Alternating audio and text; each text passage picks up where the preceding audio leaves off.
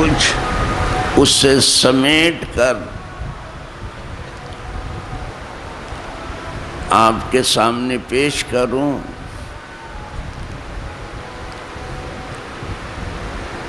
اور یہ لمبی چوڑی بحثیں اس لیے ہیں کہ ایمان کی 70 سے اوپر کچھ شاخیں ہیں۔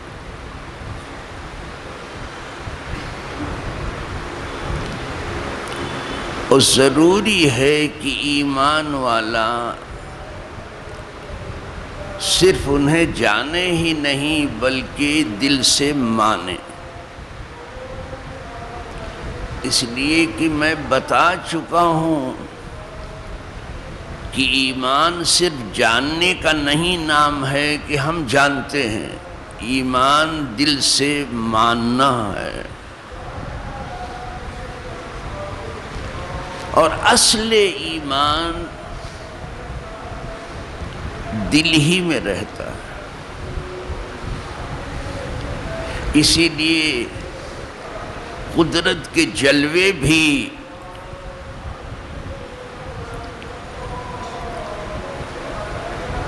جہاں ایمان کا اجالا ہے وہیں آتے ہیں۔ تو دل میں تو آتا ہے، سمجھ میں نہیں آتا۔ میں جان گیا بس تیری پہچان یہی ہے، اس کے جلوے دل ہی میں آتے ہیں۔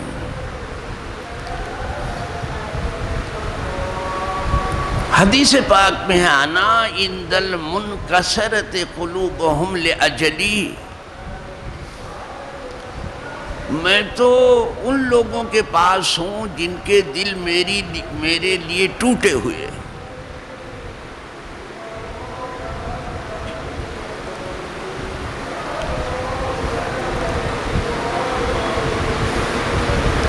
تو اصل ایمان تصدیق بالقلب ہے، دل سے سچا ماننا۔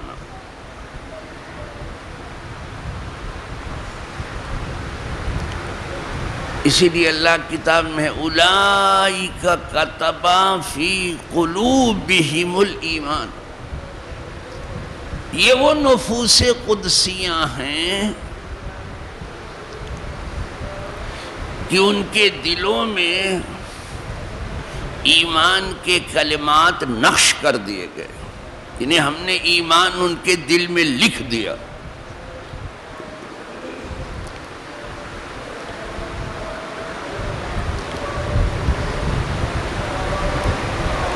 اور برادران یوسف نے بھی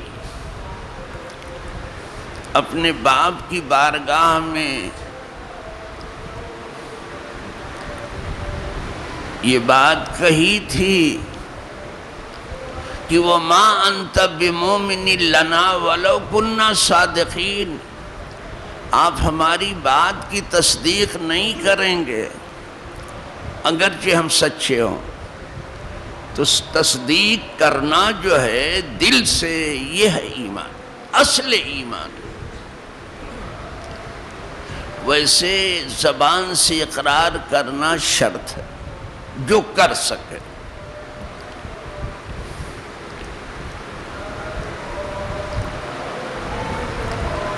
اور ہاتھ پاؤں سے جو ایمان چاہتا ہے وہ عمل ظاہر کرنا ضروری ہے۔ اسی لیے جب بیت المقدس کی طرف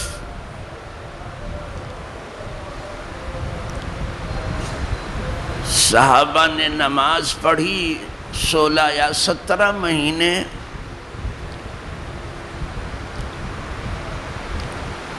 اور اس کے بعد قبلہ بدل دیا گیا،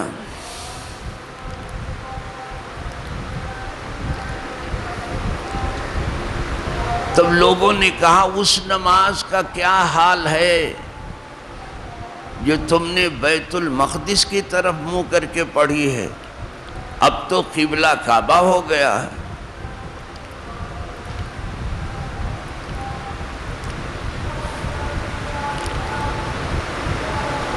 تو انہیں جواب دیا گیا کہ جو نمازیں حضور کے جانثاروں نے اور خدام بارگاہ نے حضور کے پیچھے بیت المقدس کی طرف منہ کر کے پڑھی، وہ سب ہو گئیں، اور اللہ کسی کے ایمان کو ضائع نہیں کرتا۔ ما کان اللہ لیضیع ایمانکم، ایسا نہیں ہے کہ اللہ تمہارے ایمان کو ضائع کر دے۔ تو یہاں ایمان نماز کو کہا گیا، اے صلاۃ کو۔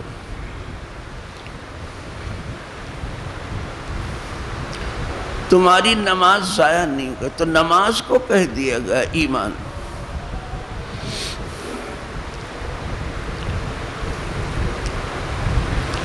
تو کامل ایمان یہی ہے کہ دل سے تصدیق بھی ہو، زبان سے اقرار بھی ہو، اور ہاتھ پاؤں سے ایمان کے مطابق عمل بھی ہو، یہ پورا ایمان ہے۔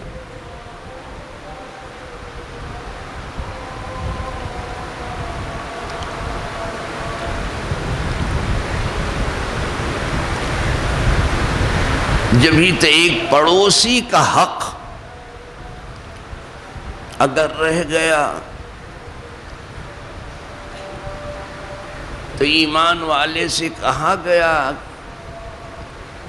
کہ وہ اپنی اصلاح کرے اور اپنے ایمان کا جائزہ لے۔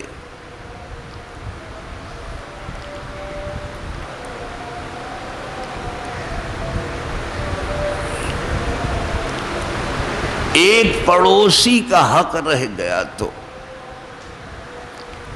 پھر اگر کسی رشتہ دار کا رہ گیا تو پھر کہیں ماں باپ کا رہ گیا تو کہیں شیخ اور استاد کا رہ گیا تو پھر کہیں حضور کا حق رہ گیا تو بڑے مراتب ہیں۔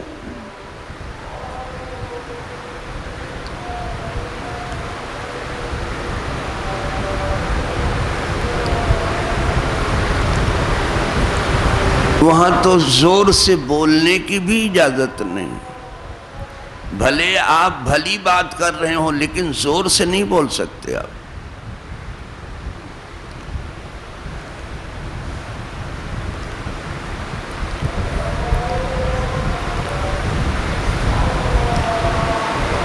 تو ایمان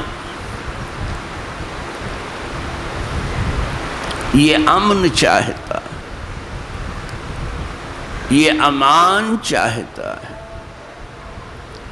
یہ امانت چاہتا ہے۔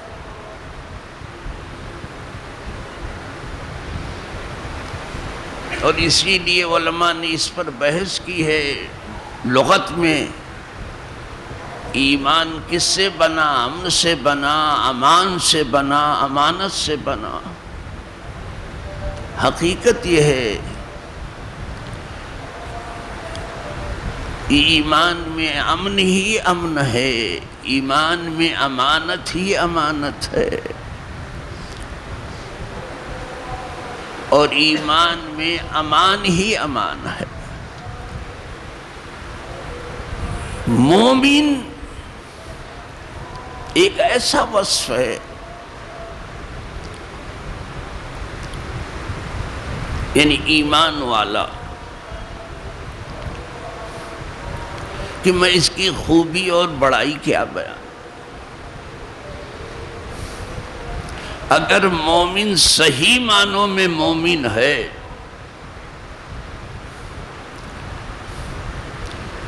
تو پھر یہ نور خدا سے دیکھتا ہے۔ حدیث پاک میں ہے اتقوا بفراست المومن فَإِنَّهُ يَنْظُرُ بِنُورِ اللَّهِ، مومن کی فراست ایمانی سے ڈرو اور بچو، اس لیے کہ وہ محض آنکھ سے نہیں دیکھتا، اللہ کے نور سے دیکھتا ہے۔ مومن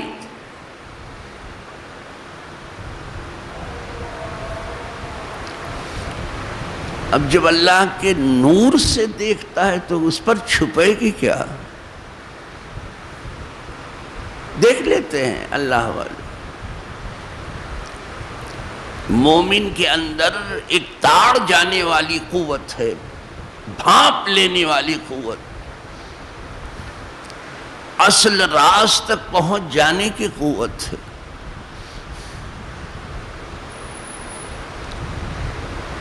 ان کا دل روشن ہے۔ اسی لیے اولیاء اللہ کو کہا گیا ہے کہ یہ دل کے جاسوس ہیں۔ اولیاء اللہ جواسیس القلوب، یہ اولیاء تم کیا سمجھتے ہو؟ دل کے جاسوس ہیں، تمہارے دل میں کیا ہے بھانپ لیتے ہیں۔ بہت سنبھل کے جانا، کہیں بھی جانا تو ان کو پتہ چلتا ہے کہ اللہ کے نور سے دیکھتے ہیں۔ اللہ کے ناموں میں سے ایک نام مومن ہے۔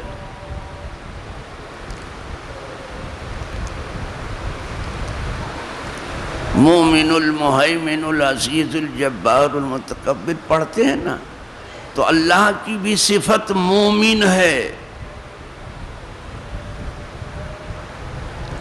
لیکن اللہ کی یہ صفت جب اللہ کے لیے بولی جاتی ہے تو وہ معنی نہیں جو ہم لوگوں کے لیے مراد لیا جاتا ہے۔ وہ مومن ہے، وہ اپنے بندوں کو امن دینے والا ہے، امان دینے والا ہے۔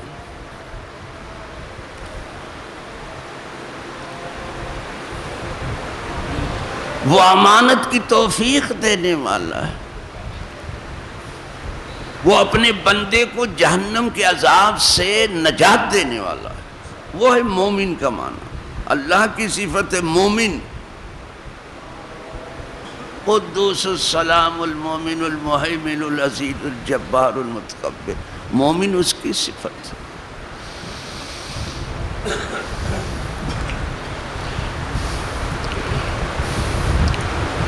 تو کوشش کرو اور دعا مانگو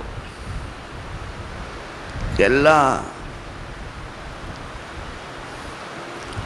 اپنے مومن بندوں میں ہم کو قبول کر اور ہمیں کامل ایمان کی توفیق دے دے، یہ دعا کرو۔ ویسے جس کے لیے وہ آسان کرتا ہے آسان ہو جاتا ہے، ورنہ یہ معاملہ کچھ دشوار ہے۔ اسی ایمان کی حفاظت کے لیے کتنے لوگوں نے اپنی جان دے دی۔ ان کے لیے یہ آسان تھا کہ اپنی جان دے دیں، لیکن ایمان نہیں دیا۔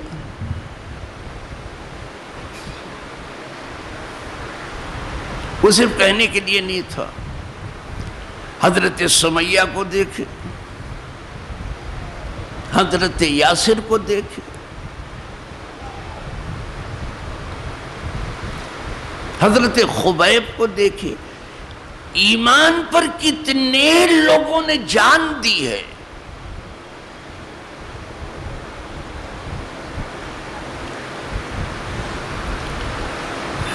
لیکن ایمان نہیں دیا۔ حضرت عمار کو بھی پکڑ لیا تھا، ان کے والد کو اور والدہ کو تو شہید کر دیا، صرف اس جرم میں کہ تم کلمہ کیوں پڑھتے ہو۔ کفر جب تشدد پہ اترتا ہے تو کلمہ پڑھنے کو بھی جرم ہی سمجھتا ہے۔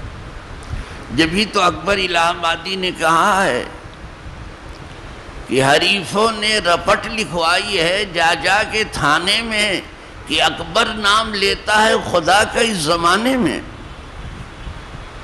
اللہ کا نام لینا بھی ان کے نزدیک جرم ہے، اور جا کے پولیس اسٹیشن میں رپورٹ درج کراتے ہیں۔ اس زمانے میں بھی خدا کا نام لے رہے ہیں اور ایمان والے بنتے ہیں،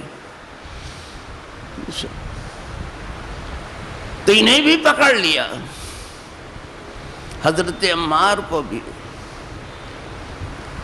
اور اذیت پہنچانے لگے، یہ جھیل نہیں پائے۔ ان کے ماں باپ نے جھیل لیا اور شہید ہو گئے۔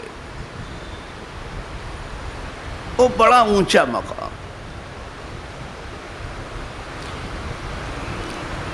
ان کا نام اصحاب عزیمت میں آتا ہے۔ آپ اصحاب عزیمت نہ سمجھیں گے، اس لیے کہ یہ وہ بولی ہے جو پڑھے لکھے حلقوں میں بولی جاتی ہے، عوام بیچاری بہت کم جانتی ہے۔ اصحاب عزیمت انہیں کہتے ہیں جو پہلے والے حکم پر عمل کریں، جو پہلے سے حکم ہے اس پر عمل کریں۔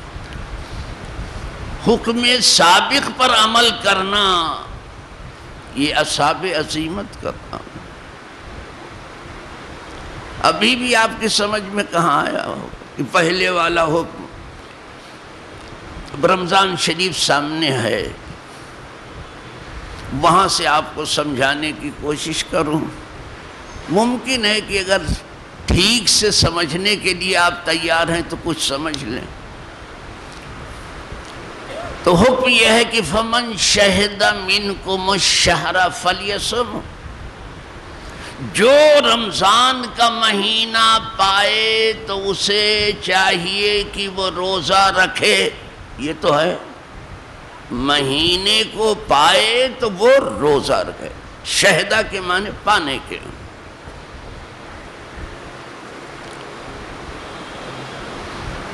یہ حکم آ گیا۔ اب مہینہ پانے والوں میں مسافر بھی ہے، مریض بھی ہے،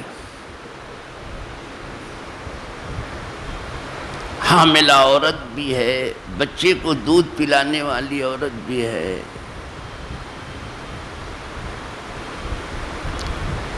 تو یہاں تو حکم آ گیا کہ جو مہینے کو پائے روزہ رکھے۔ تو دوسرا حکم آیا فَمَنْ كَانَ مِنْكُمْ مَرِيضًا أَوْ عَلَىٰ سَفَرٍ فَعِدَّةٌ مِّنْ أَيَّامٍ أُخَرَ۔ یہ دوسرا حکم اب آیا۔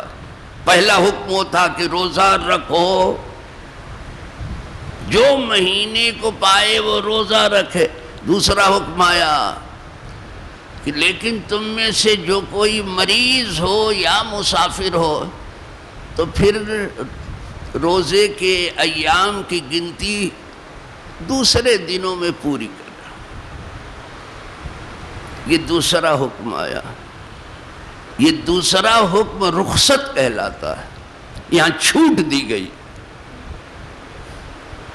پہلے میں ضروری قرار دیا گیا، پہلے حکم میں یہاں چھوٹ دی گئی کہ مسافر چاہتا ہے تو سفر کے دنوں کی گنتی دوسرے دنوں میں پوری کرنا، یا جن دنوں میں وہ بیمار رہا اس کی گنتی دوسرے دنوں میں پوری کر لے، اسے اجازت دی گئی۔ یہی حال حاملہ کا بھی ہے، دودھ پلانے والی کا اگر دیکھتی ہے اسے ضرر پہنچ رہا ہے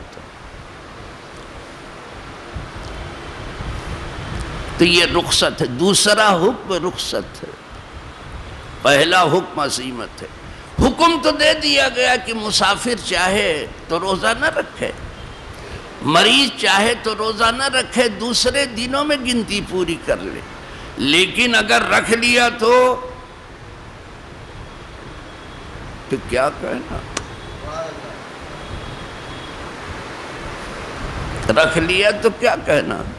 یہ پہلے حکم پر عمل ہوا، سفر میں بھی رکھ لیا، کیا کہنا؟ مرض میں بھی رکھ لیا، اگر ایسا مرض ہے کہ رکھ سکتا ہے تو کیا کہنا صاحب؟ یہ عزیمت ہے، اسی کو عزیمت کہتے ہیں۔ پہلے حکم پر عمل کرنا یہ عزیمت ہے، یہ ہمت کے کاموں سے ہے۔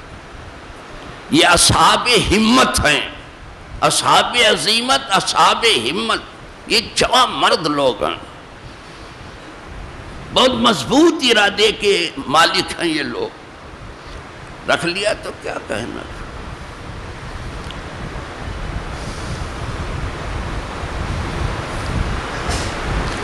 رخصت تھی لیکن انہوں نے رکھ لیا. اچھا، تو ماں باپ نے ان کے جان دے دی حضرت عمار کے، لیکن جب ان کی باری آئی ان کو بھی پکڑا گیا اور طرح طرح کی اذیت پہنچائی گئی. تو آپ نے پوچھا کہ آخر تم لوگ ہمارے در پہ آزار کیوں ہو؟ تم چاہتے کیا ہو؟ ہمارے ماں باپ کو تو تم نے شہید کر دیا، اب مجھے بھی مار ڈالنے کی فکر، تم مجھ سے چاہتے کیا ہو؟ انہوں نے کہا ہم آپ سے یہ چاہتے ہیں کہ اپنے نبی کو میرے سامنے برا بھلا کہو.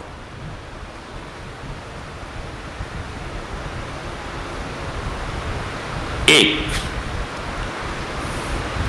دوسرے، ہم چاہتے ہیں کہ جن بتوں کی آپ برائی کرتے ہو اس کی تعریف کرو.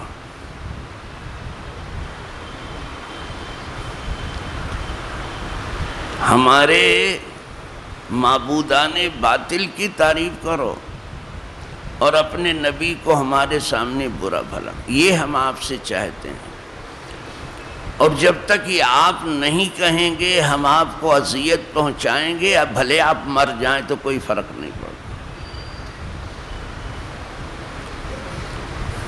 اب ایک طرف ایمان ہے، ایک طرف جان ہے. ایمان کا مقابلہ جان سے ہو گیا. کتنے ہیں جو سنبھل سکیں گے؟ اگر نہیں کہتے جان نہیں بچتی ہے، اس لیے کہ ماں باپ کو مار ڈالو. انہوں نے کہا تم مار ڈالو، ہم تو کبھی بھی جو تم کہلوانا چاہتے ہو کہیں گے ہی نہیں کہا. وہ اصحاب عصمت تھے، انہی کے والد، ان سے بھی وہی کہا. یہ برداشت نہیں کر پائے اذیت. تو یہاں ایمان کا مقابلہ جان سے ہوگا. علماء کہتے ہیں جب ایمان کا مقابلہ جان سے ہو جائے تو افضل یہ ہے کہ جان دے دے ایمان بچا لے، افضل یہ ہے. لیکن اگر رخصت پر عمل کر لیا تو ایمان والا رہے گا. دیکھا آپ نے چھٹی دیا، یہاں رخصت دی ہے. اور کبھی جان کا مقابلہ عمل سے ہوتا ہے، ایمان سے نہیں ہوتا. جان کا مقابلہ عمل، جیسے کہا شراب پیو نہیں مار ڈالیں گے، خنزیر کا گوشت کھاؤ نہیں مار ڈالیں گے. اب جو ہے جان کا مقابلہ عمل سے ہو رہا ہے، وہاں حرام ہے.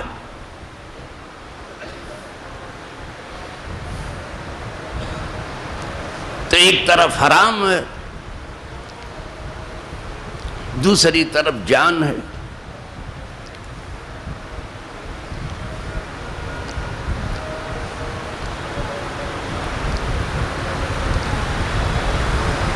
تو یہاں جان دینے کا حکم نہیں ہے،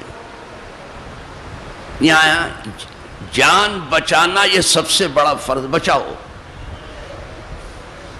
پلاتے ہیں، جانتے ہو کہ یہ اپنی دھمکی پہ عمل کریں گے، پی لو. کھلاتے ہیں، کھا لو. یہاں اجازت دی، رخصت دیا آپ کو. نہیں کرو گے تو گنہگار ہو گئے. جان بچاؤ. ہاں ایمان جہاں بچانے کی بات ہے وہ تو پھر بچاؤ. وہاں اگر ایمان کو بچانے میں آپ لگے اور جان دے دی تو کیا کہنا، بہترین شہیدوں میں تمہارا نام آئے گا. تو یہاں جان کا مقابلہ ایمان سے تھا، عمل سے نہیں تھا. وہ کہہ رہے تھے اس لیے کہ حضور کو پر ایمان جو ہے یہ ایمان ہے اور ایمان کی جان ہے۔ حضور پر ایمان تو ایمان ہے ہی، بلکہ ایمان کی جان ہے۔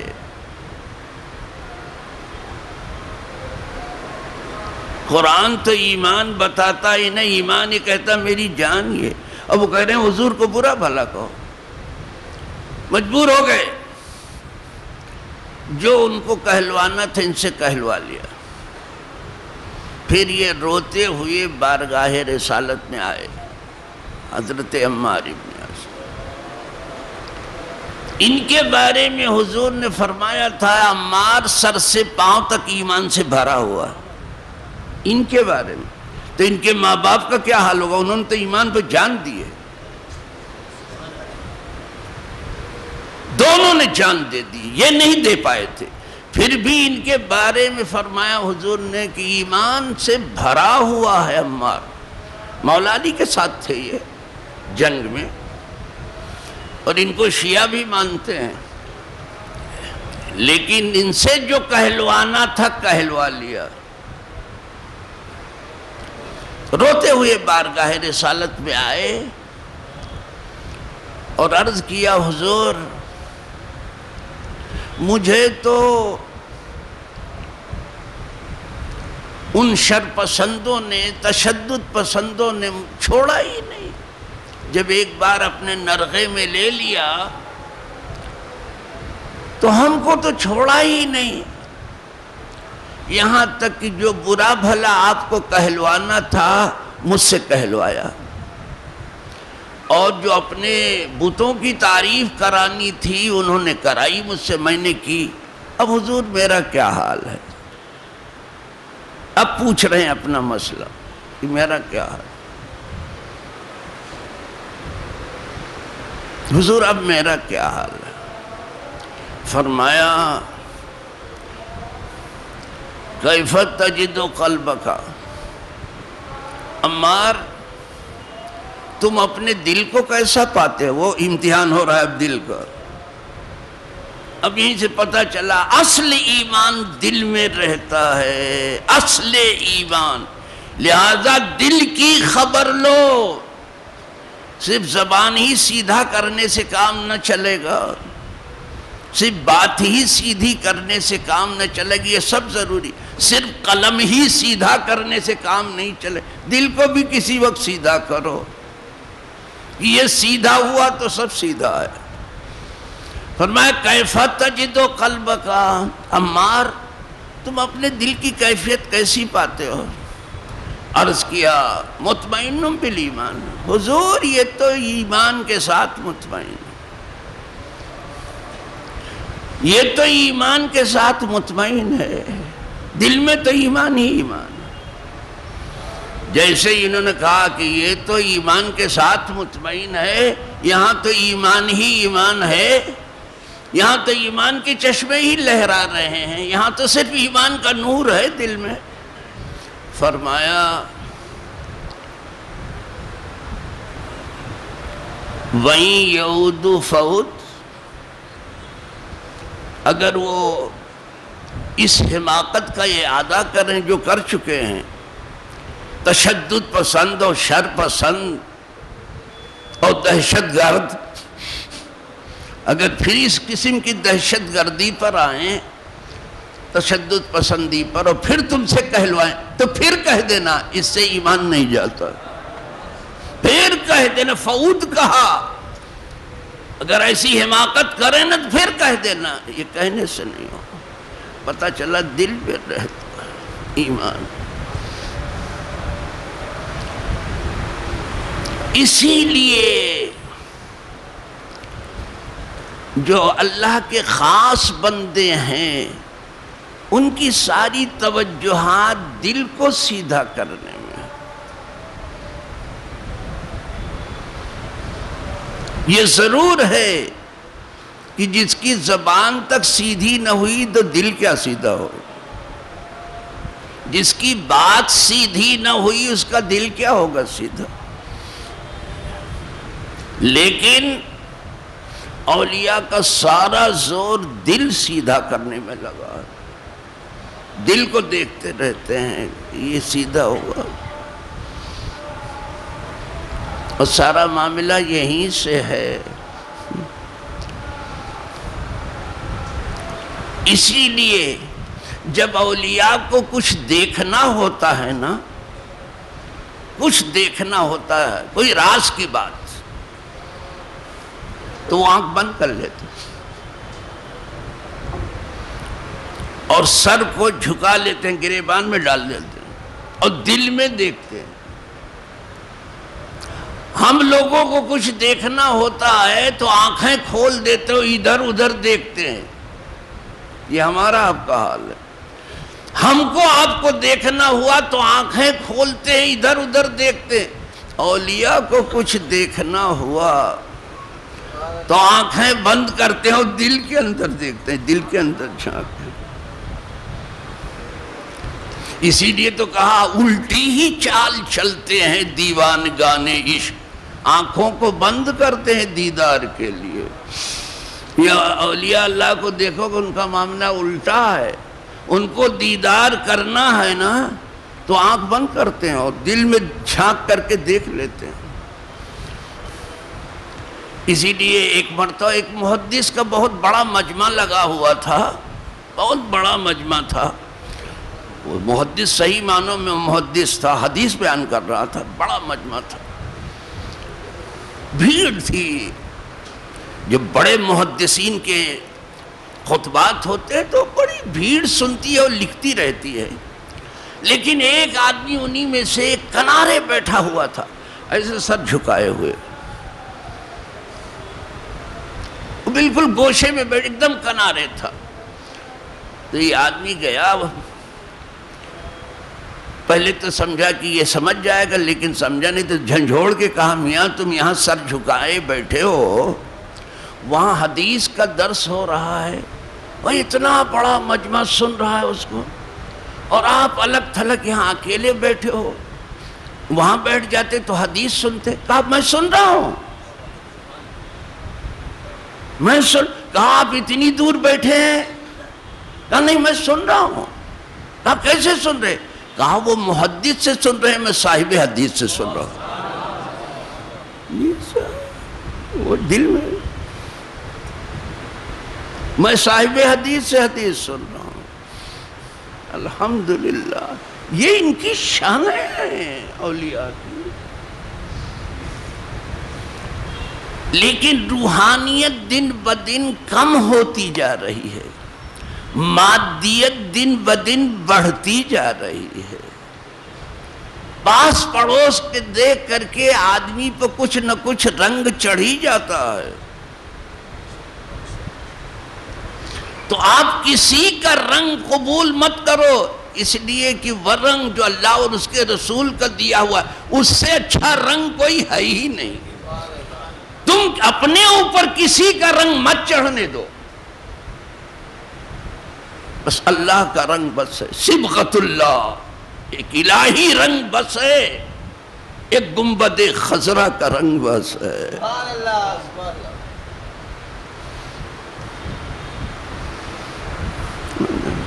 بس ایک گنبد خضرا سے مراد حضور کا رنگ دیا ہوا، وہ بس ہے۔